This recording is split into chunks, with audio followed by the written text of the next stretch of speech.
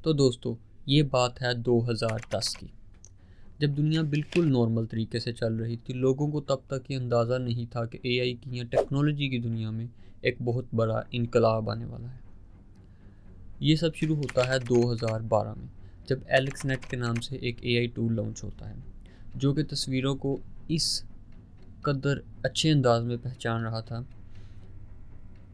कि उस वक्त लोग इसकी इस खासियत की वजह से बहुत हैरान हो चुके थे।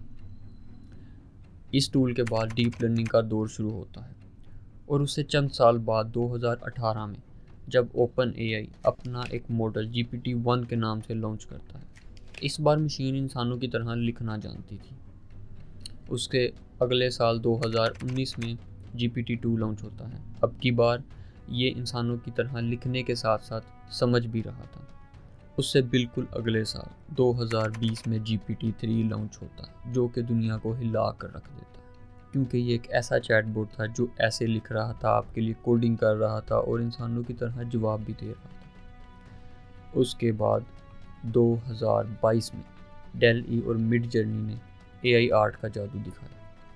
ये कुछ लफ्ज़ों से ही तस्वीरें बनाने लगे और आज 2025 है, जब एआई एक टूल नहीं, आपकी ज़िंदगी का हिस्सा बन चुका है। ये आपके लिए राइटिंग करता है, आपके लिए कोडिंग करता है और आपके लिए और बहुत से काम करता है, आपके लिए बिजनेस रन करता है। ये फ्यूचर नहीं, ये आज का दौर है। ये है एआई रेवोल्यूशन।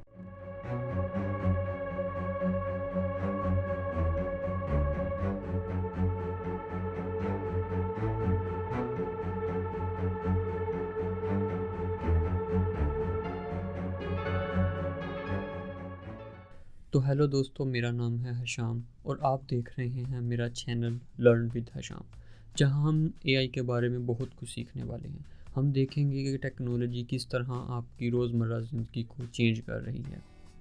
हम यहाँ एआई के बहुत से टूल सीखेंगे। ना सिर्फ टूल के बारे में मैं आपको बताऊंगा, बल्कि उनको मुकम्मल तौर पर सीखने की कोशिश भी करेंगे। उनका मुकम्मल रिव्यू भी आपको दिया जाएगा। उसके अलावा आपको बहुत कुछ एआई के मुतालिक यहाँ पर सीखने को मिलेगा, चाहे वो टेक्स्ट हो, इमेज हो या वीडियो हो या ऑडियो हो। एआई उसको किस तरह एनालाइज करती है, सब कुछ आपको इस चैनल पर मिलेगा। ये चैनल सिर्फ एक सीखने का ज़रिया नहीं, बल्कि आपके डिजिटल फ्यूचर का एक गाइड है। आप चाहे पहले से एआई यूज़ कर रहे हैं या आप बिल्कुल नए हैं, मैं हमेशा आपको एक स्टेप आगे रखूँगा। 2025 में एआई एक टूल नहीं रहा, बल्कि एक बहुत बड़ी कुव्वत बन चुकी है। आप अपने रोज़मर्रा कामों से लेकर बड़े बड़े बिजनेस डिसीजन एआई से ले सकते हैं। एआई सिर्फ प्रोग्रामर्स और साइंटिस्ट के लिए महदूद नहीं है, बल्कि हर आम शख्स के लिए एक्सेसिबल हो चुकी है। अब बात करते हैं उन ट्रेंड्स की या उन एआई टूल्स की जो 2025 में बहुत ज़्यादा इम्पोर्टेंट होने वाले हैं। इनमें सबसे पहले आता है जनरेटिव एआई। अब जनरेटिव एआई क्या है? देखें, अब एआई सिर्फ डाटा एनालाइज नहीं कर सकती। अब एआई के ज़रिए आप टेक्स्ट लिख सकते हैं, इमेजेस बनवा सकते हैं, ऑडियो जनरेट कर सकते हैं, इवन के आप कोड भी लिख सकते हैं एआई के ज़रिए।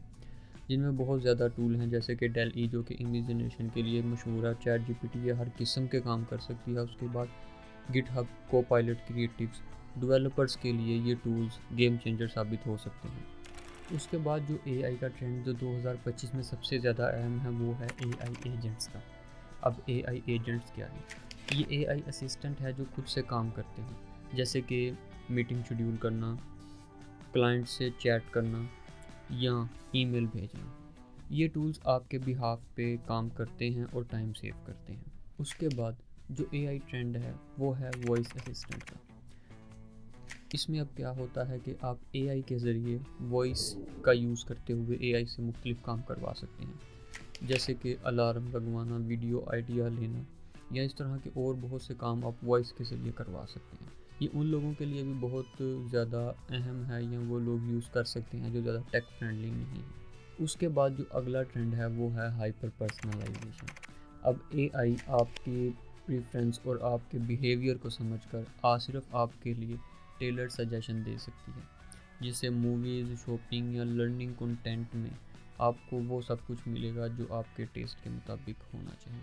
अगर आप एआई से अब नहीं फ़ायदा उठाएंगे तो आप बहुत पीछे रह जाएंगे।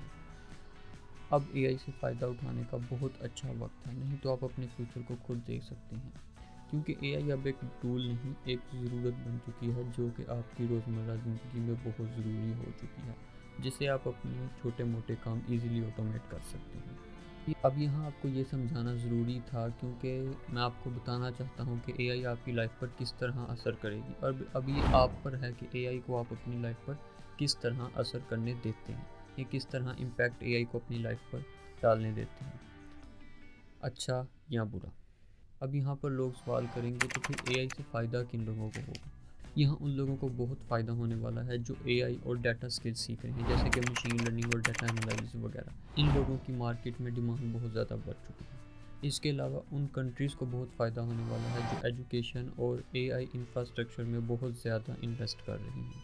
उसके अलावा उन कंपनीज़ को जो अपने ऑपरेशन में, अपनी प्रोसेसिंग में एआई को अडोप्ट कर रही हैं, अपने सॉफ्टवेयर में एआई को इंटीग्रेट कर रही हैं, उन कंपनीज़ को बहुत फ़ायदा होने वाला है। यानी हमें एआई को अपनी लाइफ के साथ साथ अपनी लाइफ का एक ज़रूरी हिस्सा समझना होगा, तभी हम एआई की फील्ड में तरक्की कर सकते हैं।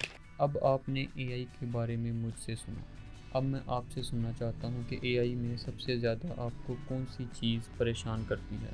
नीचे कमेंट सेक्शन में ज़रूर बताइएगा।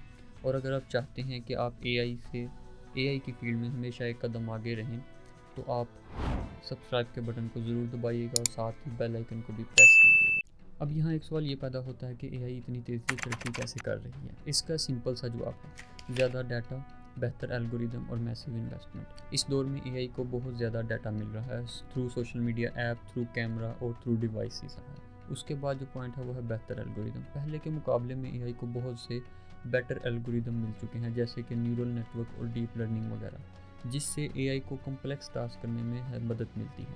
उसके बाद है massive investment. Tech companies, governments और इन्वेस्टर्स एआई की फील्ड में बहुत ज़्यादा इन्वेस्ट कर रहे हैं, जिससे रिसर्च, इंफ्रास्ट्रक्चर और टैलेंट को ग्रो होने में मदद मिल रही है। ये एक वीडियो नहीं थी, ये वेकअप कॉल थी। यहाँ से आपके डिजिटल फ्यूचर का दौर शुरू होता है।